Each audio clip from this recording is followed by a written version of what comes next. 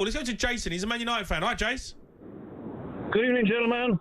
Jace, what's going on with your mob at the moment? I mean, Amorim, the comments that he's making, I feel that's poor form, that. Well, okay, we had this conversation a couple of weeks ago, or maybe 2 months ago, when he first joined United. The first thing that he was going to do is just analyse his team and give everybody a chance, right? From what I've seen this year so far, I think he's got about 14 players that I think he trusts to a point, right? The problem he's got is how can they play well against the big boys when they need to and put a shift in, and then not put a shift in against the lower sides, with all respect. Now, at the end of the day, is he saying the team as players are not good enough, or is he saying collectively they're not playing well as a team? It's a massive difference, gentlemen. Massive difference. So at what point does he then start thinking, am I here to blame and shame, or do I just keep on playing great against the big boys, weak against the small boys, and get hammered? So I think he's desperate. I honestly think he's desperate. This is his last call, and I think he will get sacked. I honestly think he will. You think he's going to go before the end of the season? Well, I think he's thrown his dice in. You know, he's gambled. If it doesn't pay off, where's he going to go? Because if the team will turn against him and he completely loses it, are they going to watch a team slip down to the Championship next year? Because that could happen, gents. They're not going to get relegated. They're not going to get relegated. That's Why not not? going to happen. Look at the current form. Because Ipswich, Leicester and Southampton are way worse than Man United, and even though they're terrible, they'll just pick up some results because they've got players like Bruno Fernandes in the team, Diallo. You know, you're going to win You're going to win enough games to stay up, but. Yeah, okay, like penalties. Okay, great. Yeah, okay, then he can score a few penalties. But if you look at the actual performance that he's played, how many times is he given the ball away? Stupid passes. Is it because the team don't understand Bruno? he's intelligent? Yeah, Bruno's ball play. I know, but I don't know where you play him in the formation that his manager wants to play. I don't think he fits. No, he's a number 10. Correct. So you're trying to play him centre mid. You're playing him off the left. He don't know where to go. Yeah. I feel for him a little bit because. You know, I actually thought Bruno was playing all right when Ruben van Nistelrooy took over, and all of a sudden he was stepping up to the plate. But now you're asking him to play centre mid. He's not a centre midfield player. He can't get up and down. Correct.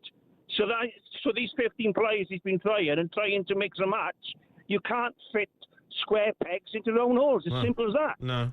Well, then it's not working, Jess. You know, it's not working. I don't know whether he just has to suffer the one at the bullet, and that's just go, all it is. That's all it is. 3-4-3. I can't play with this group of players right now. No, I'm going to have to find a way of getting results until the end of the season until I can get my own players in. He's going to play his formation because his formation, his way has been successful under his team. No, mate, but that's his sport in Lisbon. It's different here. But listen, he's going to obviously play his way because that's how he knows. That's his philosophy. That's his niche. So he will, for now, play the plays that he's got, and throughout time recruit the right players to play in the right position. Right? You say that Pep Guardiola, right, adapts to the players that he's got. You know, I remember when they were struggling. He doesn't adapt. He just plays him in the position. Yeah, he does. He plays Nunes right back at the minute. He just plays in that position. And if they're good enough, they're good enough. He changed. He adapted his formation. He started playing inverted fullbacks, and that all of a sudden become a thing. Everyone started doing it. You know, Pep Guardiola will change his tactics to suit the team. Like, I don't understand this philosophy that managers have, like Russell Martin, like Ange Postecoglou, like Amorim. This is the way I'm playing, and I ain't changing for nothing. Pep changes his formation, his tactics to who he suits, who he's playing against. He doesn't change it for the players. He will put players in certain positions, whether they're defenders, midfielders, wingers. It will play them right back, left back. It doesn't matter. But he'll keep the same formation. You can have a philosophy, Jammer. Yeah, but he'll tweak the system against who he's playing. I know, but 3-4-3 for Man United don't work with the players that he's got. So what are you going to do? Just keep flogging a dead horse? That's what he's got. That's the players he's got. That's his formation. I don't get it. I can't understand why he keeps doing it. I'm watching it going, this is embarrassing. It's one of the worst teams I've ever seen. No one of them know where they're doing. They don't know where to run. Mazraoui was getting done by Mitoma like every single minute. Was just playing in behind him. In the end, you're thinking, any danger? What is he doing? De Ligt don't know where he's standing. The only player that looks half decent is Maguire because he's used to playing in a three at the back. The two midfielders are clueless. They don't know what they're doing. They ain't got the legs to play in that position. Centre forward Xerxes, absolute imposter. I don't know how he's got a Man United shirt on. It's embarrassing. The manager can't keep doing what he's doing. It's ridiculous. You'll get the sack. You've got to adapt as a manager. You've got to find a way of getting results until you get your own players in. It's crazy. Let's go to Harry, though. He's a Man United fan, right, H? How you doing? Do you remember you spoke to me, Jamie, about 3 weeks ago when I called? I think you guys named the title of the phone call, the video, most unlikable team. How are you doing? Go on. Most unlikable team. Oh, what? Yeah. This Manchester United team was made a headline, and you guys put it on your talkSPORT YouTube saying the most unlikable team. It was my call 3 weeks ago. Do you remember? When you were sitting with Jason Cundy, and I said to you, the two players would only get into this United, are worth keeping. Anyway, right, go on. All right. The point is, Jamie. Right. Let's be honest. Right. I've heard your opinion, etc. This is absolutely bang on what Ruben Amorim said. Absolutely. And I'll tell you something. The feeling as a season ticket holder on social media amongst Man United fans that I go every week to Old Trafford, as you know, we all feel the same way. Now, Ralph Rangnick said the same thing, didn't he? He said open heart surgery, right? The difference is now, it is going to be open heart surgery. It will take time, but Ruben Amorim will be the surgeon. It's as simple as that. It really is. These players, how many managers have they got sacked?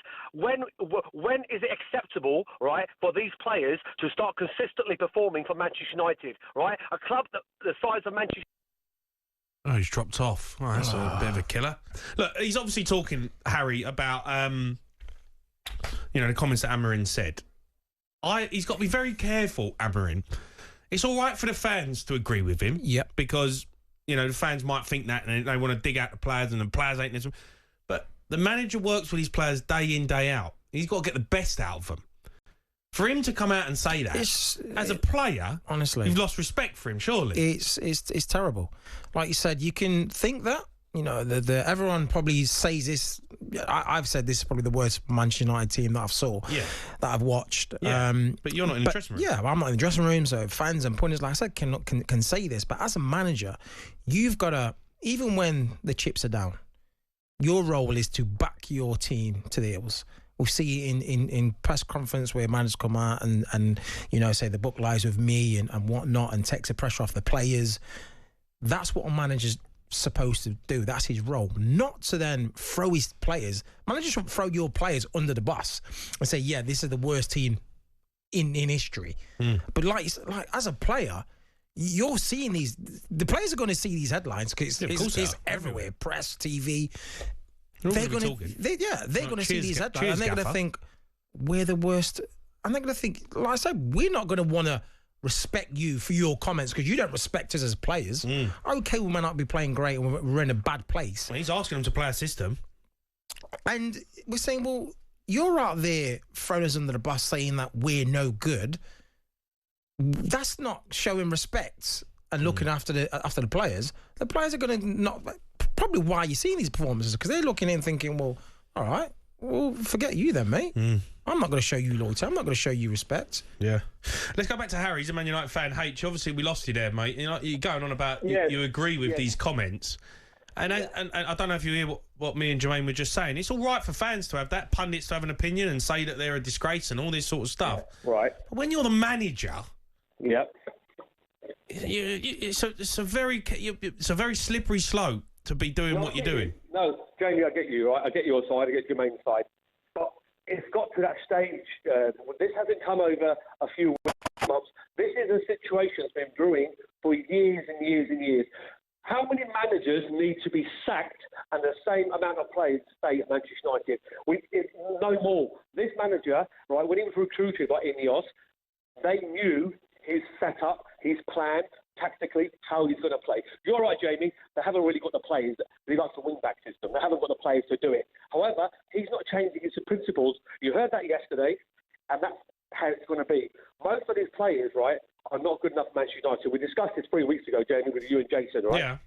And that is fact. They're not good enough.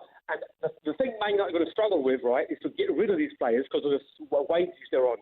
And they're not very good. We all know that. So who's going to actually buy them? That's the challenge for Manchester United. You've got Anthony that's gone on loan now over in Spain, and we're paying half his wages, right? It's things like that. It's very hard to move these very mediocre players on.